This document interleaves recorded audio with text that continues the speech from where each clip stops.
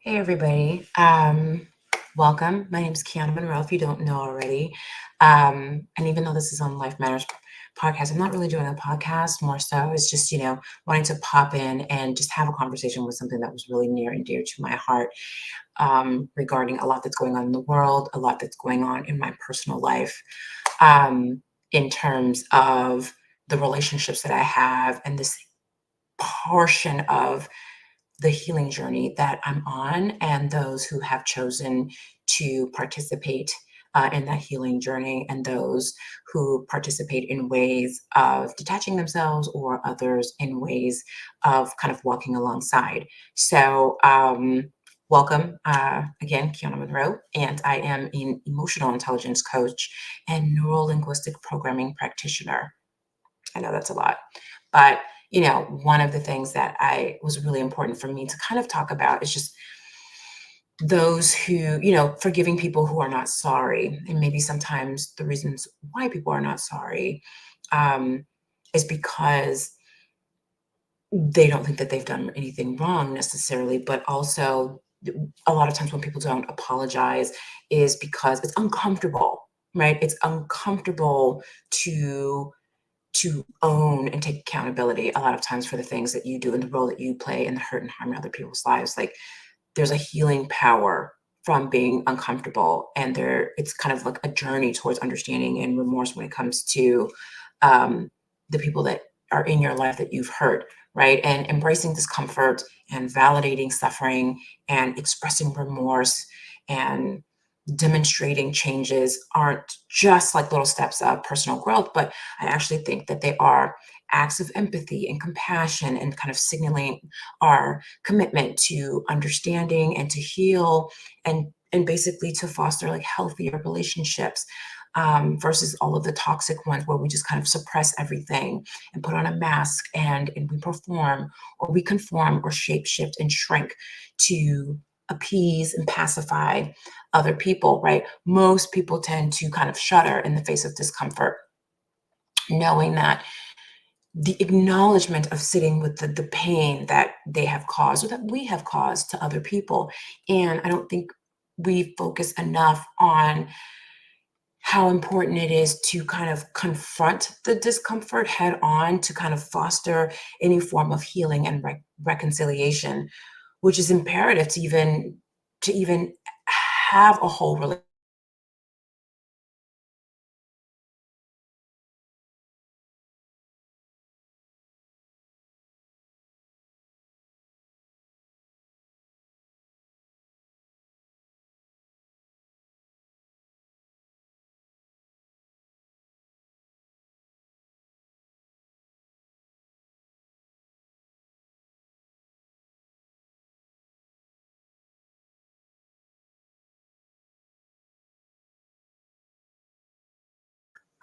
I guess it's sitting in the understanding, like I said, of people's experiences that we have done wrong, which I never grew up learning how to do that. I didn't see family who decided to apologize for their bad behavior, or own up, or take accountability or responsibility, um, for their role in my pain, or in my suffering, or in my harm, or show me any empathy. And the interesting thing is, it's kind of like a profound act of empathy that tends to transcend intellectual understanding, right? Because people always want to use logic, and it kind of, regardless of the origin, that someone else's pain is real, and it demands our attention and understanding, compassion, and acknowledgement, right? And people who aren't taught this a lot of times aren't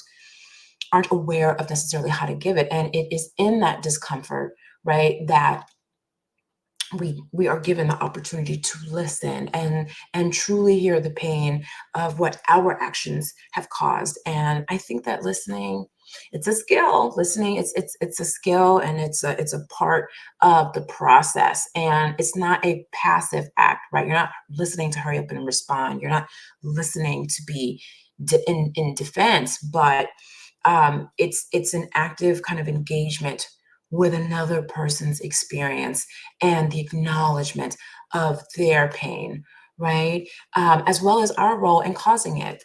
And it is, I would call, the empathetic bridge, which connects us to the other person alongside their healing journey, right? And I think that when we open our hearts and our minds, I know it sounds corny, but it's a lot of times we're shut down in defensiveness and we're closed off, right? So you open up your mind, you open up your heart, right? You put you to the side so that you can, open your mind up to the experience of someone else, to the perspective of someone else.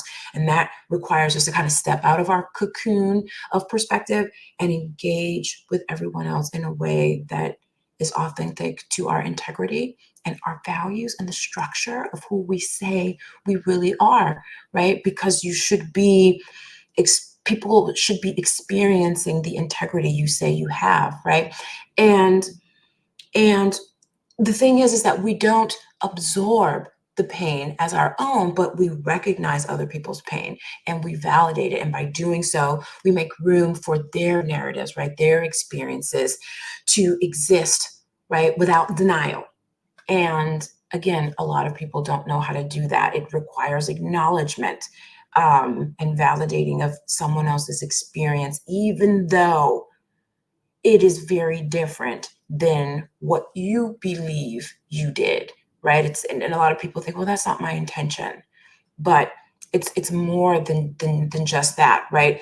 So listening is a key thing, and then the next crucial step is expressing remorse, right? And true healing requires remorse, and remorse without transformative action is incomplete and it is hollow. And it's more than just an apology, it's an emotional acknowledgement of one's role in the causing of another person's pain. And I think that remorse has nothing to do with shaming yourself, right? But it does carry a sense of regret and the desire to make amends. Like, you can't just say I'm sorry just for the sake of saying sorry. You truly want to fix and heal the relationship, and it kind of signifies the understanding and empathy and willingness to accept your responsibility and one's action as a reflection of your capacity for connection with them, right? And I think that it should be a catalyst for change and commitment to do better, to act differently, right? Change behavior to ensure that our mistakes do not repeat. One of the things that I always say is second chances are meant for redemption, not repetition, right? And healing is a journey, and it's a it's a continuation of growth and transformation, which requires consistent changed behaviors and acknowledgement of harmful behaviors. And that is the testament to transformation, right? And in the same vein, remorse needs to be followed. It needs to be followed by change behavior to fully support the apology. Otherwise, again, it's hollow, and an apology without change behavior is just a form of manipulation, right?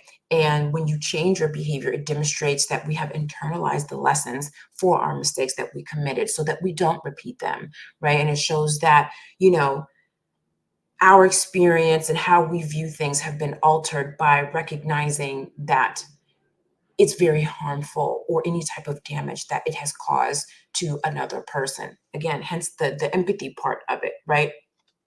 And this journey from sitting in discomfort to listening, from acknowledgement to expressing remorse, and then transforming and changing the behavior, is the actual journey of healing when it comes to relationships. And I always talk about repair.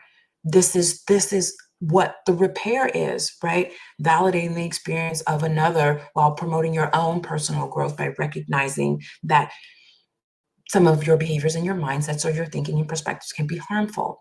And it is a journey. It is a journey that holds space for pain and allows for understanding and paves the way for reconciliation and respect, which is key. For the other person, you need to set the boundaries and make sure that someone is consistently showing you that changed behavior. But that's that's another thing, right? So this is the journey. This is the key. These are the steps. And in a world marked by division and pain and and hurt and harm that we live through on a day-to-day basis, we have to be more compassionate and understanding and equitable in a world that I am hoping to change, and I work tirelessly to change. And I know many who are like me are trying to change and spend tireless days and nights offering repair, offering a listening ear, and have the willingness to do better for the sake of just living in a better world. And that is something that was really near and dear on my heart, um, when it comes to remorse and listening and acknowledging and experiencing empathy from others who are willing to express empathy. And I think that yeah, that's really all I have. And it comes from a place where I am surrounded by people who are unwilling to sit in discomfort, are willing to offer more excuses and to justify the behavior and the hurt and harm that's called, who are married and committed to misunderstanding and are married or committed to their viewpoints and their perspectives.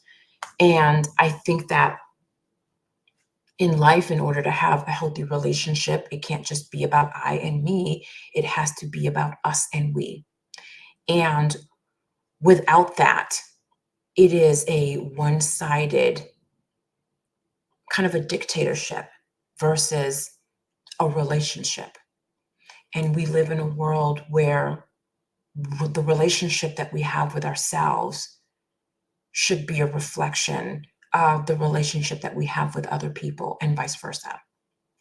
And sometimes the only way to have healthy relationships is to have a safe space for vulnerability, for transparency, for honesty, and verbal authenticity of oneself and someone's experience.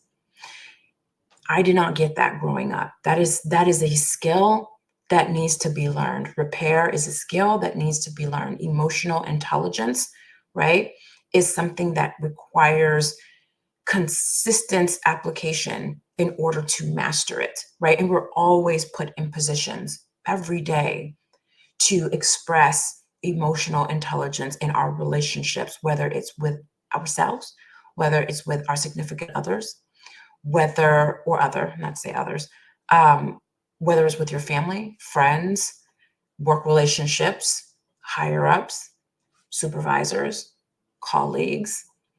This is something that is a skill that is imperative to master and learn, especially even if you are a leader, right? Even in leadership, an ethical leadership development requires this level of emotional intelligence to have a healthy, successful corporate culture, whether it's a big corporation or a small corporation.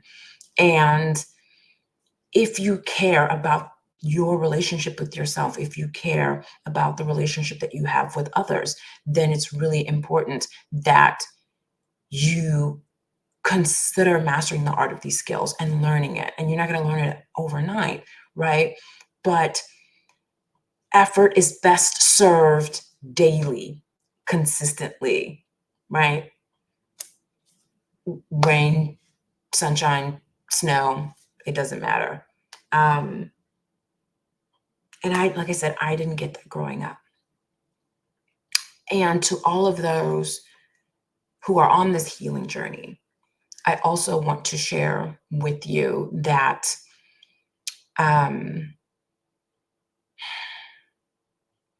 even if you do not get the acknowledgement and the apology and the validation from the person who did the oppressing, from the person who caused harm to you, right? It does not mean that you can't give that to yourself. And that is going to require a level of forgiveness for yourself, right? For waiting and waiting for someone to validate you, even though your desire to be validated, right, is right. There's nothing wrong with that.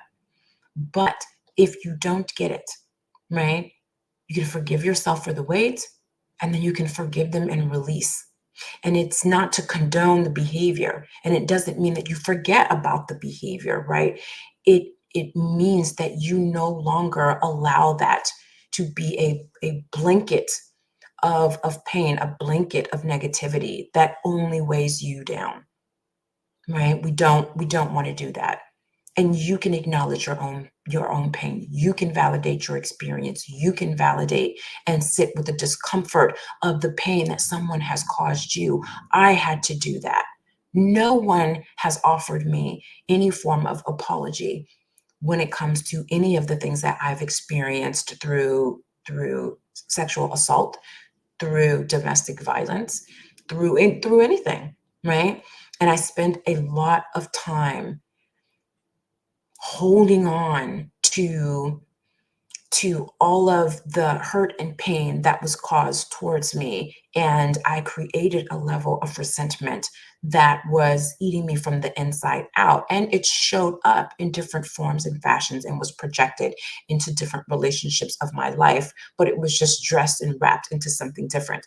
And it really was just holding on to a grudge and waiting to be validated. And then I started to look outside of myself for that validation and looked for that remorse in someone else, with someone who was not responsible for causing that hurt, harm, and pain, right? So even if you don't get that, if you have no one to listen, I highly encourage anyone to go to therapy, get counseling, and get those things out and get your validation in a healthy way. Get your voice heard, because you have a right to be heard, right? It's just that the ones that you want to listen may not be there to listen. And and it's not the end of the world, even though it's justified for you to have one, right? But it's up to you to figure out, how do I want the rest of my life to be? How do I want to experience the rest of my life? Do I want to hold on to this pain? Do I want to just suppress this pain? Do I want to carry this resentment until it becomes bigger than myself?